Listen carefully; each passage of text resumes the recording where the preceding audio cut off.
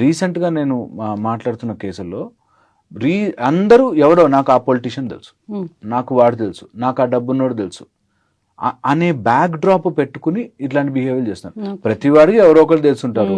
ఆ తెలిసిన వాడి ఇన్ఫ్లుయెన్స్ నాకు ఉంది కాబట్టి నేను ఎట్లాగన్నా బిహేవ్ చేయొచ్చు. మీకేముంది సార్, మీరు చేయండి, నేను చూసుకుంటా అనేటట్టు తయారవుతుంది. So very very important. ఈ పవర్ మాంగరింగ్ అండ్ పవర్ ఉండే చోట ఖచ్చితంగా పోలీస్ వ్యవస్థ కానీ లేకపోతే మన లీగల్ సిస్టమ్ గట్టిపడనిదే ఇలాంటివి ఆగవు. లీగల్ సిస్టంలో ఎన్ని లూప్ హోల్స్ మనం పెట్టుకుంటామో అంతకంత దారుణంగా తయారవుతాం. క్రైమ్ జరుగుతూనే ఉంటుంది. ఎంత స్ట్రిక్ట్ చేయగలుగుతాము.